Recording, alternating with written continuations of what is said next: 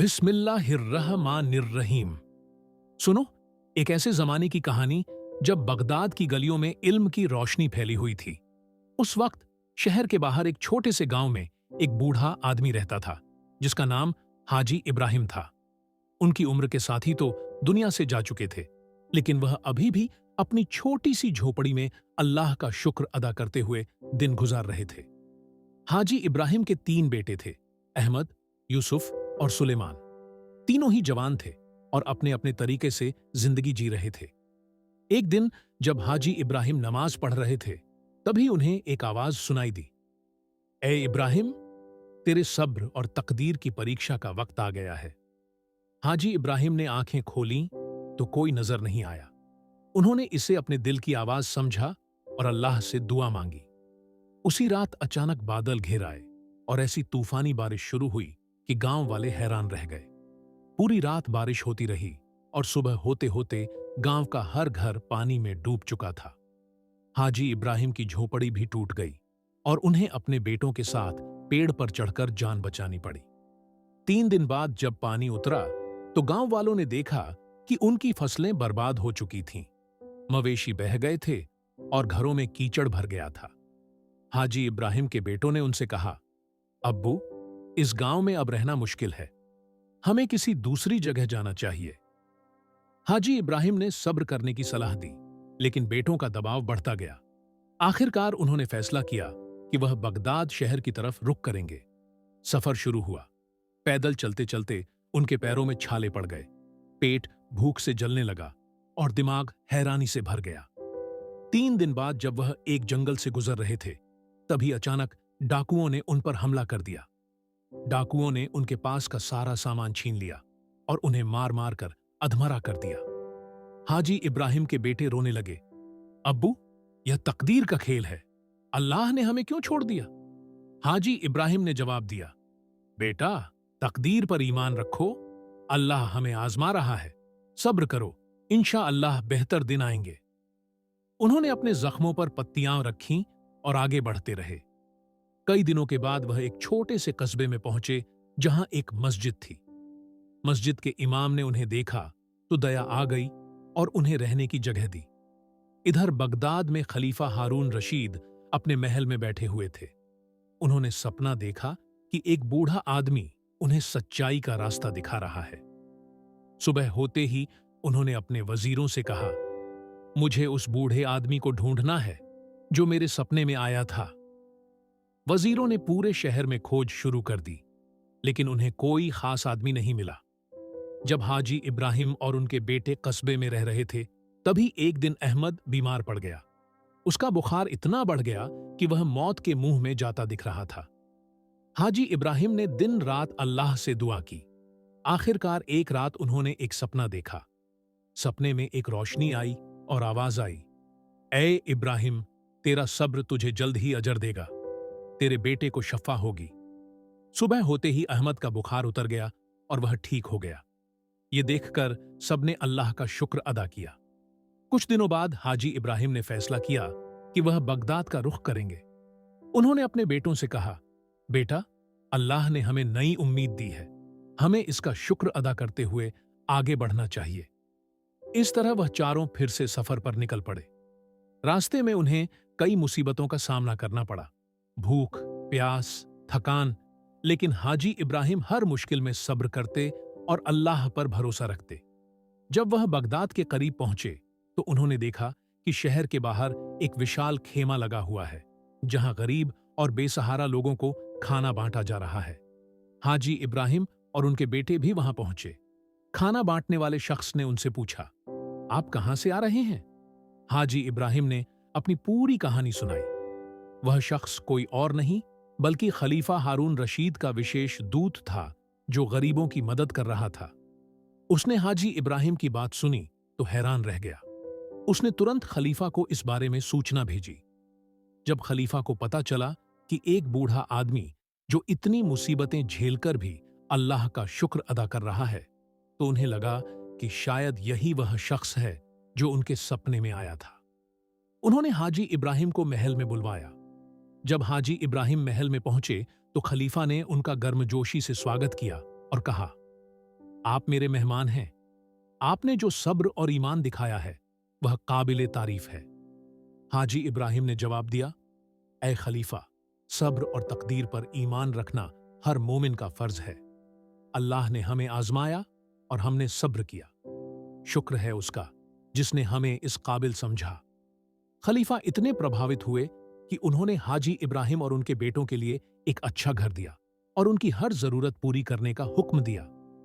इस तरह हाजी इब्राहिम की जिंदगी में एक नया मोड़ आया, लेकिन उनका सब्र और ईमान अभी और भी बड़ी परीक्षाओं का सामना करने वाला था। जब हाजी इब्राहिम और उनके बेटे बगदाद में बस गए, तो उनकी जिंदगी में एक नया अध्याय शुरू हुआ। खलीफा हारून रशीद ने उन्हें न सिर्फ एक अच्छा मकान दिया, बल्कि उनके बेटों के लिए रोजगार का भी इंतजाम किया। अहमद को महल के पुस्तकालय में नौकरी मिली, यूसुफ को बाजार में एक दुकान दी गई और सुलेमान को सेना में भर्ती कर लिया गया। हाजी इब्राहिम अब अपनी जिंदगी इबादत और तालीम में बिताने लगे, लेकिन शैतान ने उनकी इस खुशहाल जिंदगी में भी फूट डालने की कोशिश की। एक दिन यूसुफ बाजार से लौटा तो उसके चेहरे पर नाराजगी थी। उसने अपने पिता से कहा, अब्बू, आज बाजार में एक सौदागर ने मेरा अपमान किया। उसने कहा कि हम गांव के गंवार हैं और हमें शहर में रहने का कोई हक नहीं है। हाजी इब्राहिम ने समझाया, बेटा, दुनिया में हर तरह के लोग मिलेंगे, सब्र करो और अल्लाह पर भरोसा रखो। लेकिन यूसुफ के दिल में बदला लेने की आग जलने लगी। उसने सोचा कि वह अपनी दुकान को इतना बड़ा बनाएगा कि उस सौदागर की दुकान उसके सामने छोटी लगे। इस जुनून में उसने आरण लेकर अपनी दुकान का विस्तार किया और महंगा सामान मंगवाया।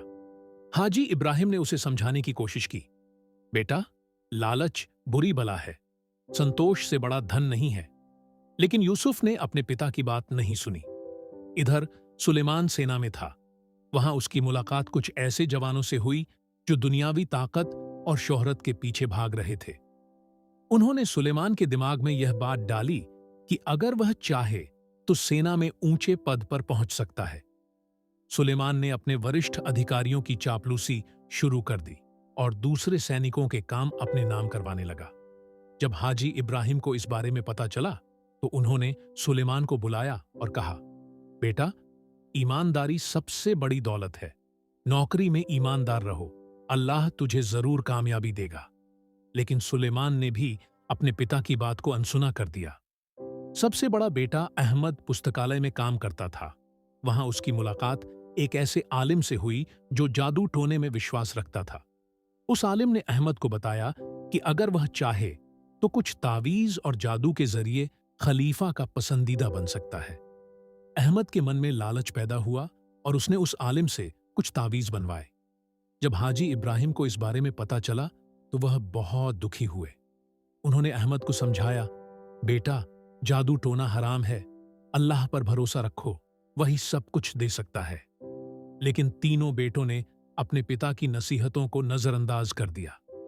एक रात हाजी इब्राहिम ने फिर से वही आवाज सुनी जो उन्हें गांव में सुनाई दी थी, ए इब्राहिम, तेरे बेटों ने गलत रास्ता चुन लिया है।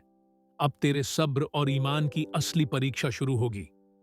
हाजी इब्राहिम ने रोते हुए अल्लाह से दुआ मांगी, ए अल्लाह, मेरे बेटों को सही रास्ता दिखा, उन्हें हिदायत दे। कुछ दिनों बाद यूसुफ की दुकान में आग लग गई। आग इतनी भयानक थी कि उसकी सारी मेहनत राख हो गई। वह कर्ज में डूब गया और उसे दिवालिया होना पड़ा। यूसुफ ने अपने पिता के पास आकर रोते हुए कहा, अब्बू, मैंने आपकी बात नहीं सुनी, मैं लालच का शिकार हो गया। हाजी इब्राहिम ने उसे गले लगाया और कहा, बेटा, अल्लाह ने तुझे सबक सिखाया है, अब सब्र कर और दोबारा शुरुआत कर। इधर सुलेमान की चापलूसी और बेईमानी का भंडाफोड़ हो गया। सेना के कमांडर ने उसे नौकरी से निकाल दिया और उसे शहर छोड़कर जाना पड़ा। वह शर्मिंदा होकर अपने पिता के पास लौट आया। हाजी इब्राहिम ने उसे भी माफ कर दिया और कहा, बेटा, ईमानदारी ही सबसे बड़ी नेमत है, अब तू समझ गया होगा। सबसे बड़ा झटका अहमद को लगा। जब खलीफा को पता चला कि अहमद जादूटोने में लिप्त है, तो उन्होंने उसे पुस्तकालय की नौकरी से निकाल दिया और उसे शहर से निर्वासित कर दिया। अहमद टूट चुका था। वह अपने पिता के पास आया और उनके पैरों पर गिर पड़ा। अब्बू, मैंने बहुत बड़ा गुनाह किया है, मुझे माफ कर दो। हाजी इब्राहिम ने उसे उठाया और कहा, बेटा, अल्लाह गफूर रहीम है, तौबा करो, वह तुम्हें माफ कर देगा। इस तरह तीनों बेटों की दुनियावी महत्वाकांक्षाएं धरी की धरी रह गईं। हाजी इब्राहिम ने उन्हें समझाया, बेटों, दुनिया की चमक दमक बहुत कम देर की होती है, असली कामयाबी आखिरता में है। सब्र करो, ईमान पर डटे रहो और अल्लाह की मर्जी पर राजी रहो। तीनों बेटों ने अपने पिता की बात मानी और अल्लाह से तौबा की। उन्होंने फिर से शुरुआत की, लेकिन इस बार सब्र और ईमान के साथ। यूसुफ ने छोटी सी दुकान खोली, सुलेमान ने एक ईमानदार नौकरी की तलाश शुरू की और अहमद ने तालीम हासिल करने का फैसला किया। हाजी इब्राहिम को खुशी थी कि उनके बेटों ने आखिरकार सही रास्ता पा लिया है, लेकिन उनकी परीक्षाएं अभी खत्म नहीं हुई थीं। जब हाजी इब्राहिम के बेटों ने अपनी गलतियों से सबक लिया और सही रास्ते पर चलने का फैसला किया, तो अल्लाह ने भी उन पर अपनी रहमत की बारिश शुरू कर दी। यूसुफ ने अपनी छोटी सी दुकान में ईमानदारी से काम शुरू किया। वह ग्राहकों के साथ अच्छा व्यवहार करता, सही तोलता और कभी झूठ नहीं बोलता। धीरे धीरे उसकी दुकान की ख्याति पूरे बगदाद में फैल गई। लोग उसे अल अमीन यानी विश्वसनीय कहने लगे। सुलेमान ने एक व्यापारी के यहां साधारण नौकरी की। वह सुबह से शाम तक मेहनत करता, चोरी छिपे काम नहीं करता और अपने मालिक के प्रति वफादार रहता। एक दिन व्यापारी ने देखा कि सुलेमान गलती से ज्यादा पड़े पैसों को वापस लौटा रहा है। यह देखकर व्यापारी इतना प्रभावित हुआ कि उसने सुलेमान को अपना सहायक बना लिया। अहमद ने एक मदरसे में दाखिला ले लिया और तालीम हासिल करने लगा। वह दिन रात पढ़ाई में लगा रहता। उसके उस्ताद ने देखा कि अहमद में इल्म की भूख है, तो उन्होंने उसे विशेष ध्यान देना शुरू किया। कुछ ही महीनों में अहमद ने कुरान और हदीस की गहन जानकारी हासिल कर ली, लेकिन शैतान अभी भी चैन से बैठने वाला नहीं था। एक दिन खलीफा हारून रशीद बीमार पड़ गए। दरबार के हकीमों ने उनका इलाज किया, लेकिन खलीफा की तबीयत में सुधार नहीं हुआ। दरबार में चिंता फैल गई। तभी कुछ दरबारियों ने खलीफा के कान भरे कि हाजी इब्राहिम के बेटे अहमद को जादू टोना आता है, शायद वही खलीफा को ठीक कर सकता है। यह बात सुनकर अहमद घबरा गया। उसने अपने पिता से कहा, अब्बू, मैं तो जादू टोना छोड़ चुका हूं, अब मैं क्या करूं? हाजी इब्राहिम ने उसे समझाया, बेटा, सच्चाई का साथ दो, जाओ और खलीफा को सच बता दो, अल्लाह मदद करेगा। अहमद महल में पहुंचा और खलीफा के सामने सच्चाई रखी। हुजूर, मैंने पहले जादू टोना किया था, लेकिन मैंने तौबा कर ली है। अब मैं सिर्फ अल्लाह से दुआ कर सकता हूं। खलीफा अहमद की सच्चाई से प्रभावित हुए। उन्होंने कहा, तुम्हारी सच्चाई ने मुझे ठीक कर दिया है। सच्चाई ही सबसे बड़ा इलाज है। इस घटना के बाद खलीफा ने अहमद को अपना दुआ ख्वान नियुक्त किया। अहमद अब महल में रोजाना दुआएं पढ़ता और लोगों को इल्म की बातें सिखाता। उसकी इस कामयाबी ने उसके भाइयों को भी प्रेरित किया। यूसुफ की दुकान अब पूरे बगदाद में मशहूर हो चुकी थी। एक दिन उसके पास एक अंधा बूढ़ा आया जो गरीबों के लिए मदद मांग रहा था। यूसुफ ने न सिर्फ उसे दान दिया, बल्कि उसकी दुकान के बाहर एक सदकात बॉक्स भी लगवाया, जहां लोग गरीबों के लिए दान डाल सकते थे। यह देखकर बगदाद के लोगों ने उसकी बहुत तारीफ की। सुलेमान ने भी अपनी ईमानदारी से सबका दिल जीत लिया। व्यापारी ने उसे अपनी बेटी का रिश्ता दिया और व्यापार का हिस्सा दे दिया। सुलेमान अब एक सम्मानित व्यापारी बन चुका था, लेकिन हाजी इब्राहिम जानते थे कि दुनिया की कामयाबी अस्थायी होती है। एक रात उन्होंने अपने तीनों बेटों को इकट्ठा किया और कहा, बेटों, तुमने देख लिया कि सब्र और ईमान कैसे तुम्हें कामयाबी दिलाता है, लेकिन याद रखो, यह दुनिया फानी है, असली कामयाबी आखिरत में है। उन्होंने आगे कहा, तुम तीनों अब सफल हो चुके हो, लेकिन इस सफलता का असली मकसद अल्लाह की इबादत और इंसानों की मदद करना है। दौलत और शोहरत इम्तिहान है, इनमें खोना नहीं, बल्कि इनसे सीखना है। तीनों बेटों ने अपने पिता की बात गंभीरता से सुनी। अहमद ने कहा, अब्बू, आपने सही कहा, हम अपनी दौलत का एक हिस्सा गरीबों और जरूरतमंदों पर खर्च करेंगे। यूसुफ ने कहा, मैं अपनी दुकान में गरीबों को मुफ्त सामान दूंगा। सुलेमान ने कहा, मैं व्यापार के जरिए लोगों को रोजगार दूंगा। हाजी इब्राहिम अपने बेटों की इस सोच से बहुत खुश हुए। उन्होंने कहा, बेटों, यही तो सच्ची कामयाबी है। जब तुम दूसरों के काम आते हो तो अल्लाह तुमसे खुश होता है। इस तरह हाजी इब्राहिम और उनके बेटों ने बगदाद में एक मिसाल कायम की। लेकिन उनकी आखिरी और सबसे बड़ी परीक्षा अभी आनी बाकी थी। कई साल गुजर गए। हाजी इब्राहिम अब बहुत बूढ़े हो चुके थे। उनके बेटे अब बगदाद के सम्मानित लोगों में गिने जाते थे। अहमद खलीफा के दरबार में एक प्रसिद्ध आलिम बन चुका था। यूसुफ का व्यापार पूरे इलाके में फैल चुका था और सुलेमान ने एक बड़ा कारोबार स्थापित कर लिया था। लेकिन हाजी इब्राहिम हमेशा अपने बेटों को याद दिलाते रहते, बेटों, दुनिया की कामयाबी से मत मतलब रखो, आखिर तक की तैयारी करो। एक दिन हाजी इब्राहिम बहुत बीमार पड़ गए। डॉक्टरों ने उनका इलाज किया, लेकिन उनकी तबीयत लगातार बिगड़ती गई। तीनों बेटे अपने पिता के बिस्तर के आसपास जमा हो गए। हाजी इब्राहिम ने अपने बेटों को आखिरी नसीहत दी, बेटों, मेरा वक्त आ गया है। मैं तुम्हें 3 बातें याद दिलाना चाहता हूं। सब्र, तकदीर पर ईमान और इंसानियत की खिदमत। यही 3 चीजें तुम्हारी दुनिया और आखिरत दोनों को संवार सकती हैं। अहमद ने रोते हुए कहा, अब्बू, आपने हमें जिंदगी का असली मतलब सिखाया। यूसुफ ने कहा, आपके सब्र ने हमें हर मुश्किल से निकाला। सुलेमान ने कहा, आपके ईमान ने हमें सही रास्ता दिखाया। हाजी इब्राहिम ने आखिरी सांस लेने से पहले कहा, बेटों, मेरे बाद भी सब्र करना, तकदीर पर ईमान रखना और इंसानों की मदद करते रहना, यही मेरी विरासत है। इतना कहकर उन्होंने अपनी आंखें बंद कर लीं और दुनिया से रुखसत हो गए। हाजी इब्राहिम के इंतकाल के बाद पूरा बगदाद शोक में डूब गया। खलीफा हारून रशीद खुद उनके जनाजे में शामिल हुए। हाजी इब्राहिम को बगदाद के कब्रिस्तान में दफनाया गया, जहां आज भी लोग उनकी कब्र पर फातिहा पढ़ने आते हैं। तीनों बेटों ने अपने पिता की विरासत को आगे बढ़ाया। अहमद ने एक मदरसा खोला, जहां गरीब बच्चों को मुफ्त तालीम दी जाती थी। यूसुफ ने अपनी आधी दौलत गरीबों के लिए वक्फ कर दी।